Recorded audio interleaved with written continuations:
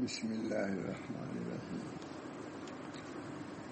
نحمده ونصلي على رسوله الكريم أما بعد أعوذ بالله من الشيطان الرجيم بسم الله الرحمن الرحيم إنا جعلنا ما على الأرض زينة لها لنبلوهم أيهم أحسن عملا صدق الله.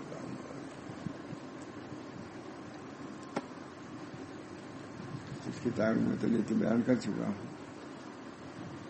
اس کتاب کا ترجمہ حضرت حاجی امداد اللہ صاحب نے حضرت تھانوی سے کرایا ہے. وہ اس لیے کرایا ہے کہ لوگوں کو فائدہ پہنچے. کیا یہ کتاب ایسی ہے اشرف علی ترجمہ کر دو اس کا کہ لوگوں کو اس سے فائدہ پہنچے گا. الحمدللہ فائدہ تو پہنچ رہا ہے. اللہ تعالیٰ کا شکر ہے کہ سالوں سے ہم لوگ پڑھ رہے ہیں اس کو. مکہ معظمہ میں بھی پڑھا ہم نے بہت پڑھا. حتیٰ کہ اس کا عربی جو نسخہ وہ بھی ہم نے حاصل کر لیا ہے. وہی کبھی کبھی جی چاہتا ملانے کو موقع نہیں ملتا. میں اردو کا تاکہ ترجمے کے اور زیادہ واقعات ہو عربی کیا ہے اور پھر حضرت تھانوی نے ترجمہ کیا ہے لیکن موقع نہیں ملتا. مشکل ہے. 2-3 آدمی رہیں گے تب بھی ہو سکتا ہے عربی ہے. بہرحال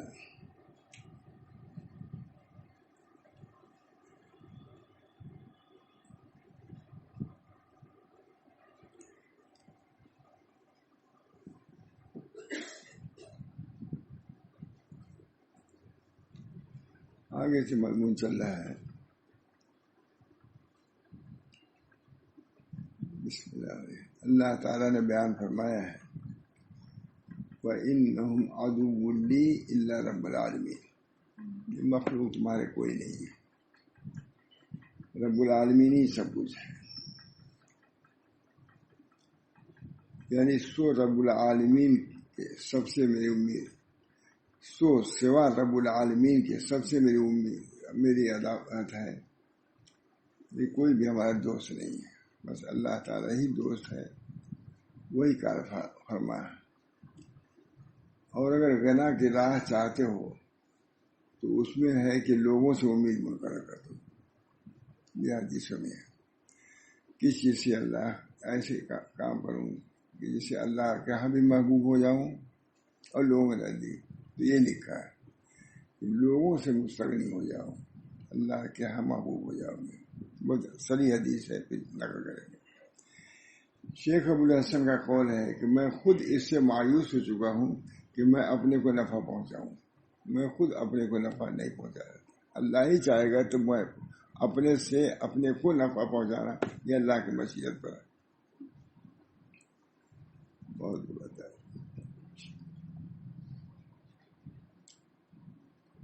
غنا کی راہ اگر چاہتے ہو تو وہ تو اس میں ہے کہ لوگوں سے امید قطع کر دے. شیخ ابوالحسن کا قول ہے کہ میں خود اس سے مایوس ہو چکا ہوں کہ میں اپنے کو نفع پہنچاؤں. تو اس سے کیوں نہ مانوس ہوگا کہ کوئی مجھ کو نفع پہنچائے. جب اپنے سے میں مایوس ہوں کہ مجھ کو نفع نہیں پہنچاتا تو دوسروں سے کیا امید ہے.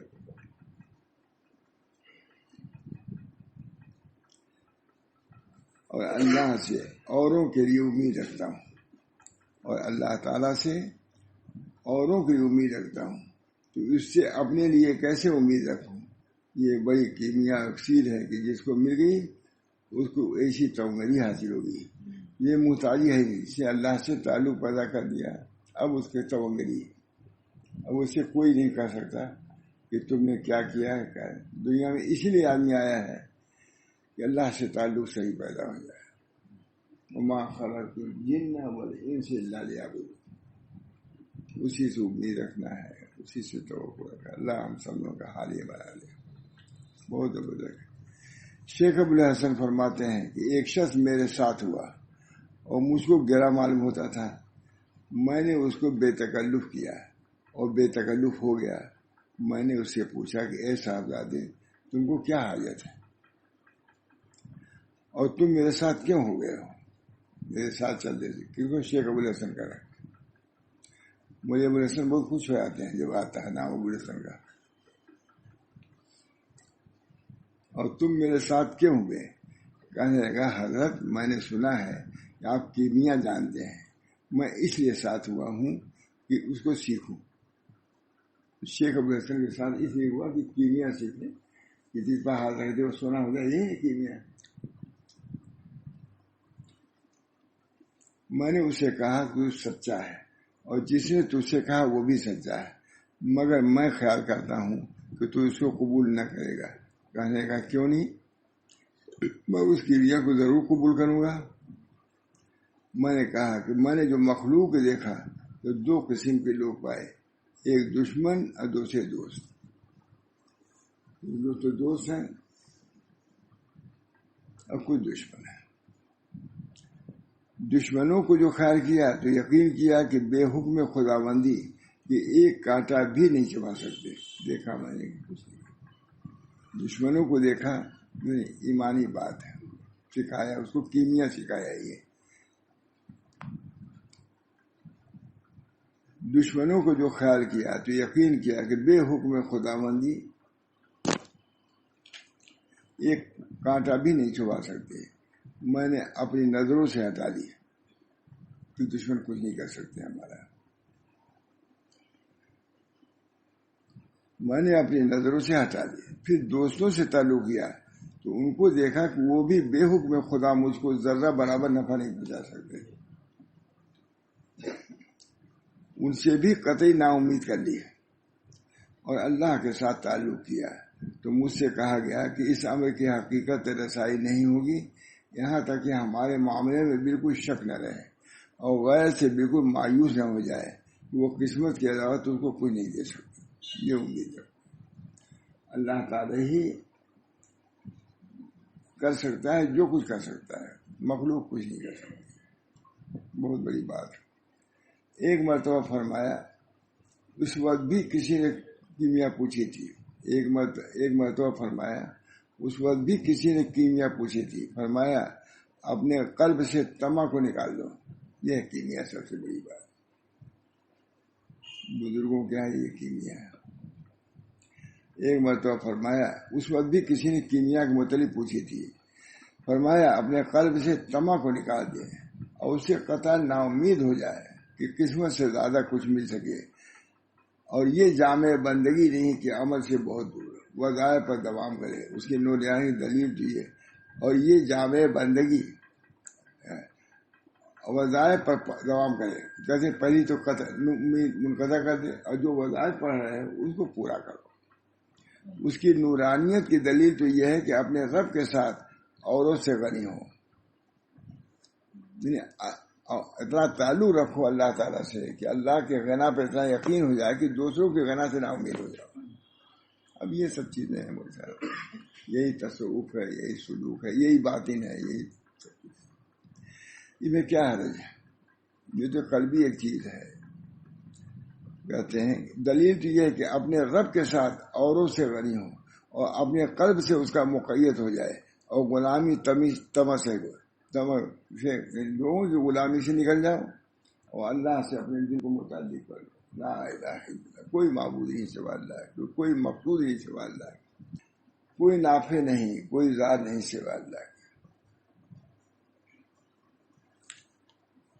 اور زینت تقوی سے آراستہ ہو جاؤ. زینت تقوی سے اللہ ہم سب لوگوں کو مدعین کرتا. بہت بڑا لباس تقوی ہی. اسی لیے پورا رمضان کا روزہ ہے. کتب علیکم الصیام تاکہ متقی ہو جاؤ. ہمارے بزرگان دین یہی سکھاتے ہیں.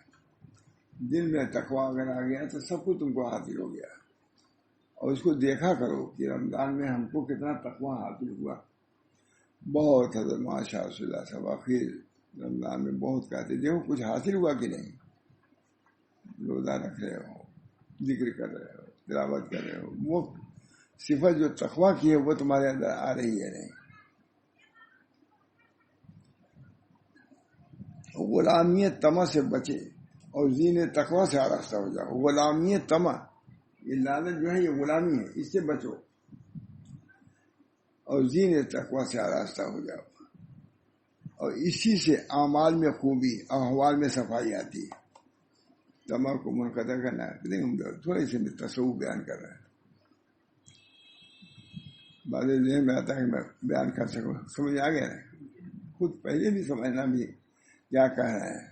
تو ایک آدمی نے جو دیکھتا ہوں تو اسی لیے دیکھتا ہوں، ایک آدمی اللہ تعالیٰ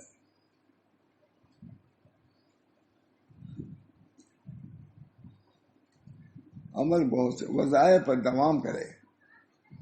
اس کی نورانیت کی دلیل تو یہ ہے کہ اپنے رب کے ساتھ اوروں سے غنا ہو جائے۔ یہ جو وظائف پڑھے جاتے ہیں، لا الہ الا اللہ، یا حی یا قیوم برحمتک استغیث، پڑھا جاتا ہے نہیں تو ہے دل میں بھی کچھ آ رہا ہے کہ فریاد صرف اللہ ہی سے ہو، غیروں سے نہ ہو، صرف پڑھنے سے نہیں بلکہ کیفیت پیدا ہونی چاہیے۔ ہمارے حضرت امام محمد صاحب بہت یا حی یا قیوم برحمتک استغیث، معمول باللہ ندوی کہتے تھے کہ بھائی یا صاحب اٹھتے بیٹھے یہی دعا ہے، یہی نا یہ جو میں کہہ رہا ہوں شاید، یا حی یا قیوم برحمتک استغیث، خود پرانے تھے معمول باللہ ندوی، ساتھ رہے معاویہ صاحب رحمۃ اللہ علیہ، کہتے تھے اٹھتے بیٹھے ایک بات، یا حی یا قیوم برحمتک استغیث۔ ہمارے امام محمد احمد صاحب ضروری ایک تصویر پتراتے تھے اور کہتے تھے جب کہ بہت عمدہ تعلیم لکھوں گا یہی لکھ کے دیتے تھے، یا حی یا قیوم برحمتک اصلح لی شان کل، یہ بھی فرماتے تھے ماہر، ہمارے ہر شان کی اصلاح فرما دی۔ جو اصلاح کے لیے شخص نکلا ساری دنیا میں اصلاح کا کام کر رہا ہے لیکن اپنی اصلاح سے غافل نہیں، یہ بنیادی بات آج آدمی ہم سمجھ لیں سب اصلاح ہو جائے۔ یا حی یا قیوم برحمتک استغیث، دنیا میں اصلاح کا کام کر رہے تھے کہ نہیں، یہ اپنی اصلاح سے غافل نہیں تھے۔ یا حی یا قیوم برحمتک استغیث اصلح لی شانی کلہ ولا تکلنی الی نفسی طرفۃ عین ولا تنزع، سب نہیں پڑھتے تھے وہ تو ہی ہیں، ولا پوری دعا پڑھ رہا ہوں، ولا تنزع منی صالح ما آتیتنی ولا تفتنی فیما احرمتنی، جو دیا اس سے بھی ہم کو فطرے میں نہ ڈال، جو لے لیا اس سے بھی فطرے میں نہ ڈال۔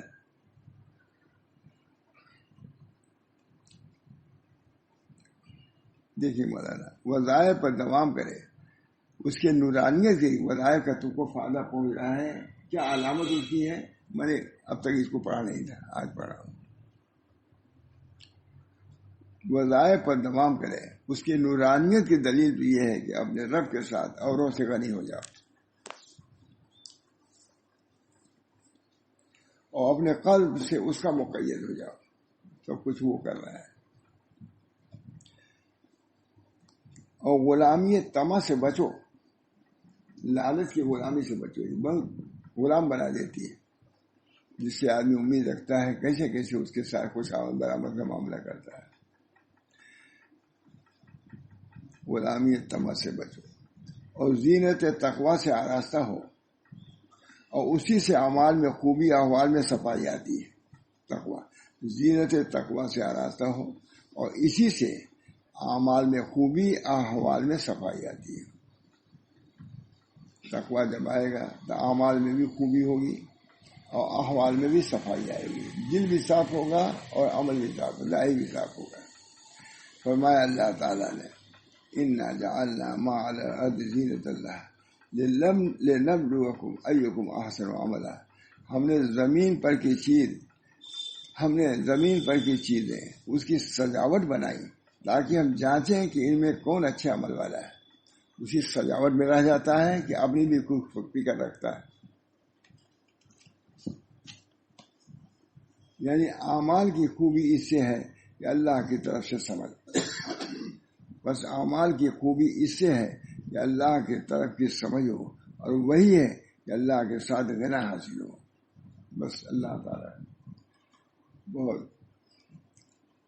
اسی پہ اکتفا کرے، اللہ کرے،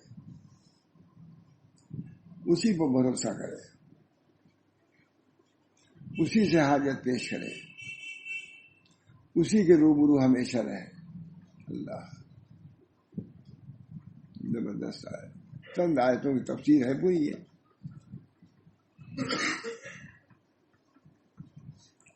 بس اعمال کی خوبی اس سے ہے کہ اللہ کی طرف کی سمجھ آ جائے تم کو، اور وہی ہے کہ اللہ کے ساتھ غنا حاصل ہو۔ اللہ ہی غنی ہے، اس پر التفا کرے، اس پر بھروسہ ہو، اس سے حاجت پیش کرے، اسی کے روبرو ہمیشہ رہے۔ اللہ الغنی، اللہ غنی۔ ہماری چھوٹی لڑکی کہہ رہی تھی ابا آپ تو اللہ غنی بہت بچپن سے ہم لوگ تھے سن رہے ہیں۔ میں نے کہا اب میں کمزور ہو گیا ہوں، آپ نے کہتا ہوں کہ اللہ کو کبھی اب کہنے لگا ہوں، پہلے مفلس تھا تو غنی کہتا تھا، اب کمزور ہو گیا ہوں تو کبھی کہوں نا اللہ کو کبھی کہتا ہوں، اللہ غنی پہلے کہتا تھا اللہ غنی۔ دعا کیجیے کہ قوت بھی آ جائے، اتنی معذوری یہاں سے وہاں تو میں جا نہیں سکتا۔ اللہ کے ساتھ غنا حاضر، اسی پہ اکتفا کرو، اللہ سے تعلق درست ہو گیا سب کافی،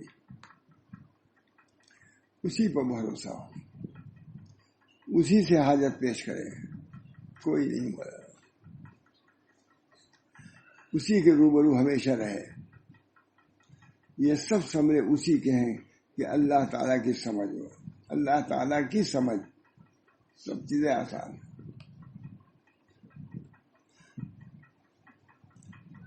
اور ورع کو اپنے نفس میں اور اوصاف سے زیادہ ڈھونڈا کرو، اور اوصاف جو ہے ورع مانے پرہیزگاری، اس کو زیادہ ہے، ورع ہے تمہارے اندر، پرہیزگاری ہے کہ نہیں، اور مخلوق سے تمہ رکھنے سے پاک رہو، کیونکہ طعم مخلوق اس لیے کہ طعم مخلوق کا سے لالچ رکھنے والا ہے، اگر 7 دریاؤں سے پاک ہونا چاہے تو کوئی چیز اس کو پاک نہیں کر سکتی بجوز اس کے کہ ان سے مایوس ہو اور ان سے اپنی ہمت کو بلند رکھے، تبھی نہیں کر سکتا ہے۔ مخلوق سے کی طمع سے پاک ہونا ہے، کوئی کچھ۔ حضرت علی رضی اللہ تعالیٰ بصرہ میں تشریف لائے، جامع مسجد میں آ کر واعظوں کو دیکھا جو واعظ کہہ رہے ہیں، بصرہ تشریف لائے تو لوگ واعظ نصیحت مسجد میں کہہ رہے تھے، حضرت علی کے زمانے میں رضی اللہ تعالیٰ، سب کو اٹھا دیا، تو واعظ کہنے کے لائق نہیں، اٹھو، امتحان لیا، یہاں تک کہ حسن بصری رحمۃ اللہ علیہ کے پاس تشریف لائے۔ حضرت علی حضرت بصری بھی واعظ کہہ رہے تھے، تو کس کو رہے گا، ان کے پاس آئے حسن بصری کی طرف اور فرمایا کہ اے نوجوان، میں تجھ سے ایک بات پوچھتا ہوں، اگر جواب دے دیا تو تجھے رہنے دوں گا، نہیں تو تجھے بھی اٹھا لوں گا۔ حسن بصری سے کہا، یہ کہا ہے قصہ معلوم ہے، اتنے بڑے آدمی حسن بصری معمولی آدمی تھوڑے، امتحان کون لے رہا ہے؟ حضرت علی رضی اللہ تعالیٰ یہاں، اور فرمایا کہ اے نوجوان، میں تجھ سے ایک بات پوچھنا چاہتا ہوں، اگر جواب دے دیا تو تجھے رہنے دوں گا، نہیں تو تجھے بھی اٹھا لوں گا، جیسا اوروں کو اٹھا لیا ہے۔ حضرت علی نے ان پر کچھ آثار رشد دیکھے تھے، حضرت علی نے ان پر حسن بصری پر رشد کے آثار دیکھا تھا، ایک لڑکا معلوم ہوتا ہے جوان۔ حضرت حسن نے عرض کیا، پوچھیے، انہوں نے کہا پوچھیے، کیا پوچھتے ہیں؟ جو آپ کا جی چاہے پوچھیے، وہ بھی کہا انہوں نے۔ حضرت علی نے فرمایا، بتاؤ دین کی جڑ کیا ہے؟ بتا دیں بڑے سمجھنے وہ قابل ہوں، دین کی جڑ کیا ہے، دین کی بنیاد کہاں برا، پرہیزگاری دین کی جڑ ہے، دین کا بات ہے کہ نہیں؟ دین کی جڑ کیا ہے برا؟ پرہیزگاری، پارسائی سے جو بھی ترجمہ کر دیے، بہت فرمایا دین کی حضرت علی امتحان لے رہے ہیں، بالمشابہ انٹرویو ہے، یہ وائز بننے کا انٹرویو یہ ہے کہ اس مسجد میں واز کرنے کے لیے یہ آنا چاہیے کہ دین کی جڑ کیا ہے۔ فرمایا دین کی خرابی کی کیا چیز ہے؟ حضرت علی نے فرمایا کہ بتلاؤ دین کی جڑ کیا ہے؟ کہا برا۔ فرمایا دین کی خرابی کیا چیز ہے؟ کہا طمع، لالچ۔ دین کی خرابی کس میں؟ تمام ہے. اچھائی کس میں؟ ورع میں، پرہیزگاری.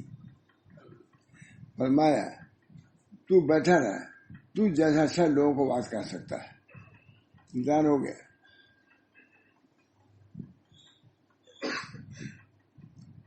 میں نے اپنے شیخ ابو العباس رحمہ اللہ سے سنا ہے، فرماتے تھے کہ میں اوائل زمانے میں حدود اسکندریہ میں تھا، کسی شراسہ کے پاس جا کے کوئی چیز آدھے درہم کی خریدی. اسکندریہ میں کسی شراسے کے پاس جا کے کوئی چیز آدھے درہم میں خریدی. پھر میں نے اپنے دل میں کہا شاید یہ شخص مجھ سے دام نہ لے. انسان کی طبیعت، بڑے آدمی خریدا تو لیکن جب روپیہ دینا ہوا تو شاید رحم آ جائے میرے اوپر، دام نہ دے. اسی وقت ایک خاطب نے آواز دیا کہ دین کی سلامتی اس میں ہے کہ مخلوق سے توبہ نہ رکھی جائے. اوپر کی اصلاح ہوئی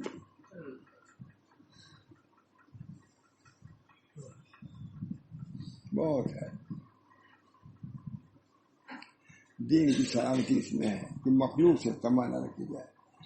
میں نے ان سے سنا ہے کہ طمع والا کبھی سیر نہیں ہوتا ہے، مخلوق سے طمع نہ رکھی جائے. اور میں نے ان سے سنا ہے کہ طمع والا کبھی سیر نہیں ہوتا. طمع کے حرفوں کو دیکھو، سب خالی ہے. طمع کا تو خالی ہے، نقطہ نہیں ہے.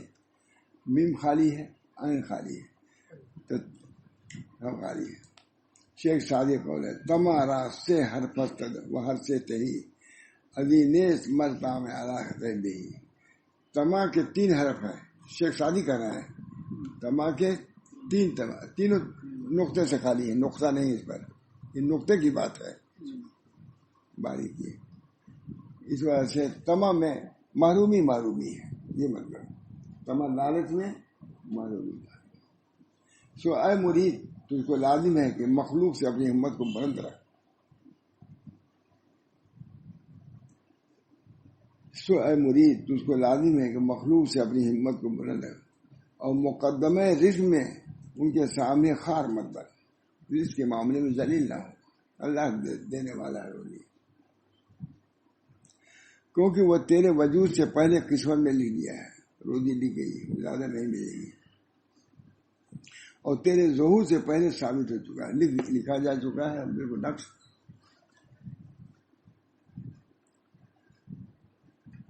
اور ایک بزرگ کا مقولہ سن کہ ایک مرد آدمی جو چیز تیری داڑھوں کے چبانے کے لیے مقدر ہو چکی ہے وہ داڑھیں ضرور ان کو چبائیں گے. جتنا کھانا لکھا ہوا داڑھ آئے گا ہی چبائے گا. سو کم بختی مارے اس کو جو مارے اس کو عزت سے کھا. داڑھے میں تو آئے گا، اس کو ایک تو تمع سے کھا اور ایک غنا کے ساتھ کھا. آئیں گے وہ ضرور، وہ کھانا اتنا آئے گا تمہاری داڑھ میں، لیکن اس کو تم چاہے ذلت سے کھاؤ چاہے عزت سے کھاؤ. ذلت سے مت کھاؤ. جب اللہ دے رہا ہے عزت سے تو عزت سے کھاؤ، ذلت سے مت کھا. جاننا چاہیے جو اللہ کو پہچانے گا اس کی ضمانت اور کفارت پر وہ وثوق رکھے گا. جو اللہ کو پہچانے گا سمجھے گا کہ اللہ روزی دے گا. اور جب تک اللہ کے پاس کی چیز اس سے زیادہ بھروسہ نہ ہو، اور جب تک اللہ کے پاس کی چیز پر اس سے زیادہ بھروسہ نہ ہو جتنا اپنے پاس کی رکھی ہوئی چیز ہے. اپنے پاس بینک میں ہے اتنا روپیہ، اس پر زیادہ وثوق نہیں. اللہ کے پاس وَلِلَّهِ خَزَائِنُ السَّمَاوَاتِ وَالْأَرْضِ، اس پر بھروسہ ہو. وہ جو بینک میں ہے یا صندوق میں اس پر اتنا بھروسہ نہ ہو تو جب چاہے سر کبھی چورائے لے کے بھاگ جائے کوئی کچھ کر نہیں سکتا. یہاں بھی نہیں کر سکتا جب تک کہ اس کو اب تک نہیں سنایا تھا. نبی کو میرے لیے بھی نہیں ہے، اس وجہ سے کر کے پڑھ رہا ہوں. اب بہت ضروری ہے، بہت ضروری ہے ہمارے لیے. پوری اصلاحی چیز ہم نے اسی پر رکھا ہے. اس وقت سب سے بڑی بات حضرت تھانوی ترجمہ ہے. علماء نے لکھا ہے، بڑے علماء نے، کہ حضرت تھانوی کتاب کا ترجمہ کر سکتے تھے.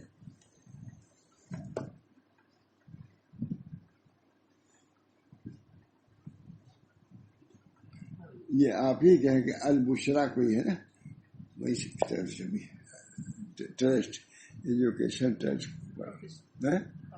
پاکستان سے چھپی ہے، لیکن بعض کتابیں ایسی ہیں جو ہے آپ کے ہمارے لیکن چھپتی ہے دوسری جگہ سے. تو میں نے آپ سے کہا کہ بھائی کتاب آپ کے یہاں سے چھپتی ہے، کہا ہمارا نام تو ہے اس کا لیکن چھپتی ہے، میں ٹیسٹ ہے. تو یہ دوسرے. اور جب تک اللہ کے پاس کی چیز پر اس سے زیادہ بھروسہ نہ ہو جتنا اپنی پاس کی چیز ہوتا ہے، حق تک اللہ کی ذمہ داری سے وصول ہے، جتنا مخلوق کی ذمہ داری پر وہی مخلوق نے کوئی ذمہ داری لی ہے جتنا اس پر وثوق ہو اس سے کہیں زیادہ اللہ کو وثوق ہے. ایک آدمی تھا، بہت قحط کا زمانہ تھا، گاتا ہوا جا رہا تھا، سب پریشان تھے لوگ قحط کی وجہ سے، غلہ نہیں ہے. کسی بزرگ نے کہا کہ ارے بھائی سب لوگ تو پریشان ہیں قحط کی وجہ سے، غلہ ہے ہی نہیں ہے، قحط پڑا ہوا ہے، تم اتنا ناز انداز سے گاتے ہوئے جا رہے ہو. بہت مشہور واقعہ ہے. تو اس نے کہا تم کو نہیں معلوم میں فلاں کا ملازم ہوں یا نوکر ہوں، اس کے بعد معلوم کتنا غلہ موجود ہے گھر میں، کوٹھی غلہ بھرا ہوا ہے. نکل گئی ان کو، چیخ دیے، کہا اف، اس کو اپنے مالک پہ اتنا بھروسہ ہے کہ وہ گیہوں ہم کو پاکے میں نہیں آ جائے گا، اور اللہ کے خزانے پہ تم کو اعتماد نہیں ہے. چیخ بہت مشہور بچپن سے ہم لوگ واقعہ حضرت ہی سنا ہوگا. کہا تم کو اپنے مالک کے غلے پر جو خزانہ ان کا ہے اس پر اتنا بھروسہ نہیں جتنا اس کو اپنے مالک پر بھروسہ ہے.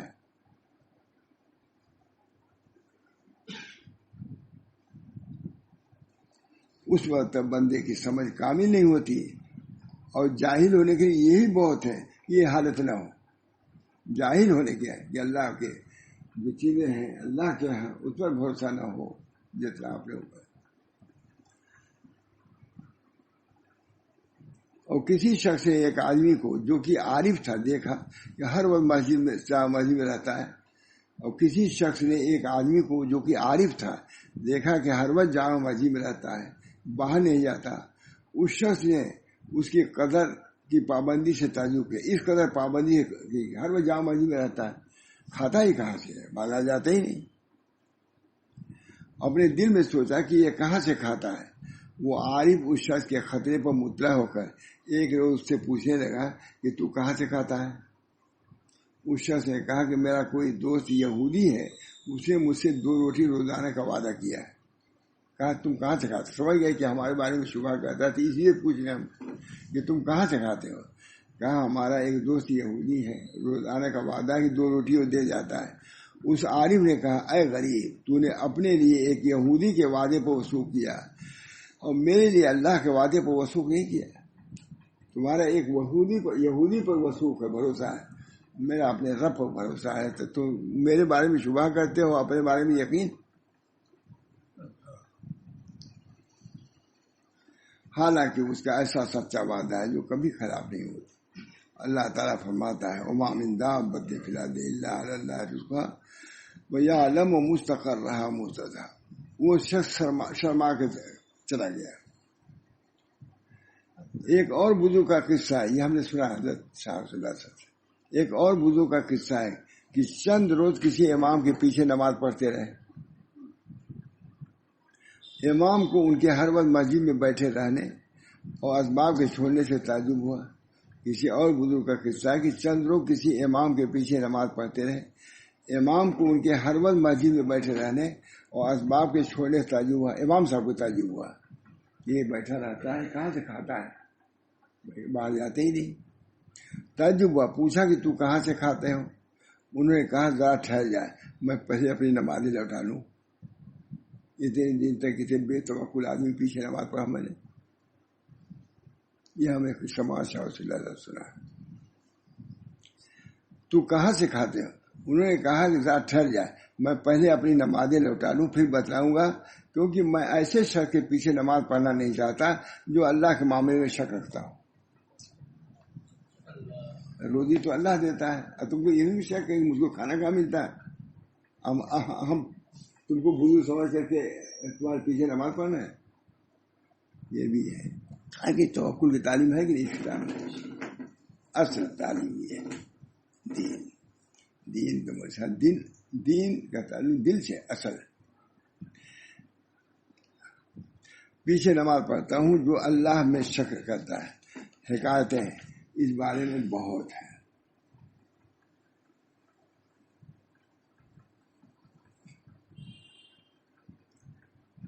یہ بھی دیکھیے بالکل نئی بات. کسی نے حضرت علی رضی اللہ عنہ سے پوچھا کہ اگر کسی شخص کو ایک کوٹری میں بند کر کے اوپر سے گارا لگا دیا جائے تو اس کا رزق کہاں سے آئے گا؟ کہتے ہیں اللہ رزق بھیجتا ہے. اگر گارا لگا دیا گیا سب بالکل بند سب اور اس میں بیٹھا دیا تو پوچھا حضرت علی کو واقع دیکھیے کہاں سے رزق آئے گا؟ فرمایا رزق وہاں سے آئے گا جہاں سے موت آئے گی. موت آئے گی نہیں؟ سمجھا دیا. اس حجت کو دیکھ کیسی روشن ہے اور یہ دلیل کیسی واضح ہے. فرما رہے ہیں اس حجت کو دیکھ دلیل کیسی روشن ہے اور یہ دلیل کیسی واضح ہے.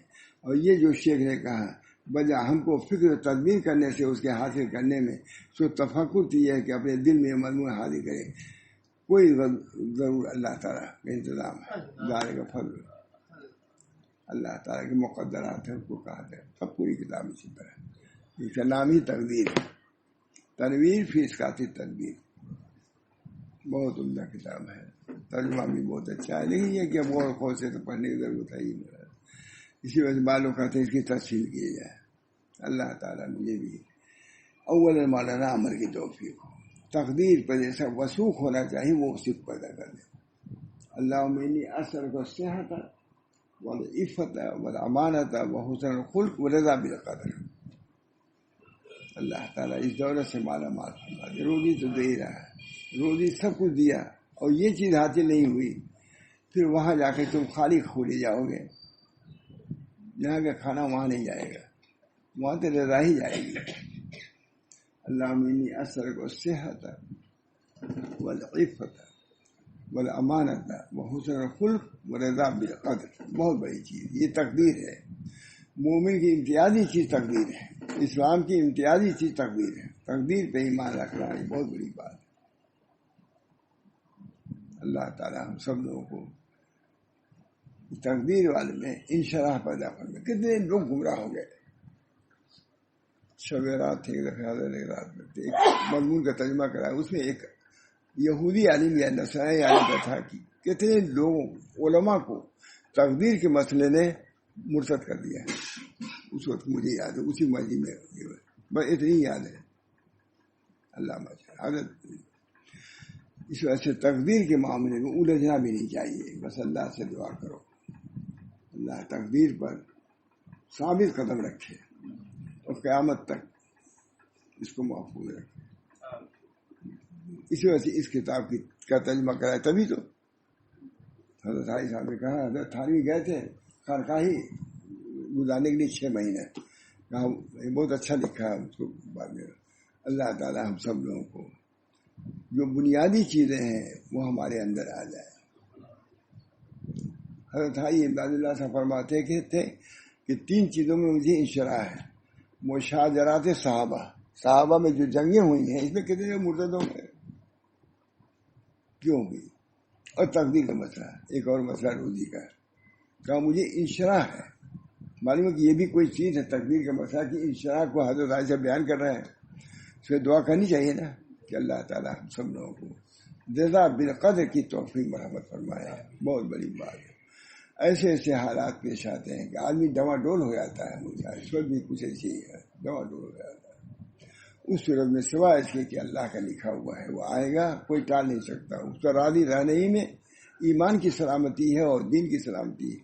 انشاءاللہ دعا کیجیے گا اللہ تعالیٰ ہم سب لوگوں عافیت دار عطا فرمائے اور دینی یا دنیوی ہر قسم کی سعادات سے مشرف فرمائے. دینی یا دنیوی ہر قسم کی سعادات و کرامات سے ہم سب لوگوں کو مشرف فرمائے, بہربر فرمائے. اللہ کے لیے کوئی مشکل نہیں ہے. اللہ تعالیٰ اپنے فضلوں سے ہر نعمت دے سکتا ہے. جیسے پہلوں کو دیا آج بھی دے سکتا ہے. ان کی قدرت میں کوئی کمی نہیں, ان کی قوت میں کوئی ذوق نہیں اس بنا پر اللہ سے مانگنے میں بھی کوئی باک نہیں ہونا چاہیے. یہ اللہ جو ہمارے بزرگوں کو آپ نے دیا اور باقی دولتوں سے ان کو مالا مال کیا ہے، یہ اللہ ہم کو بھی ان دولتوں سے مالا مال فرمائے. اللہ کے خزانے میں کوئی وما عندکم ينفد وما عند اللہ باق. تمہارے پاس جو کچھ ہے وہ ختم ہو سکتا ہے، لیکن اللہ کے پاس جو نعمتیں ہیں وہ ختم ہونے والی نہیں. اللہ ہم سب کو ان نعمتوں سے مشرف فرمائے جو خاص اپنے بندوں کو، صحابہ کو، اولیاء کو دیتے ہیں. ہم لوگ بھی اسی لائن پر ہیں. اللہ تعالیٰ صحیح طور سے لائن پر کر بھی دے اور ان کی نعمتوں سے مشرف بھی فرما دے. نبی اکرم صلی اللہ علیہ وسلم تو فیل میں اللہ تعالیٰ ان نعمتوں سے ہم سب لوگوں کو مشرف فرما. جن نعمتوں سے صحابہ کرام کو مشرف فرمایا تھا، تابعین کو مشرف فرمائے. اقوال سلم میں ان لوگوں کے اقوال کو ہم نے نقل کیا ہے، یا اللہ ان کے احوال سے بھی ہم سب کو مشرف فرمائے. ربنا تقبل منا انک انت السمیع العلیم برحمتک یا ارحم الراحمین بحرمت سید نبی کریم صلی اللہ علیہ وسلم.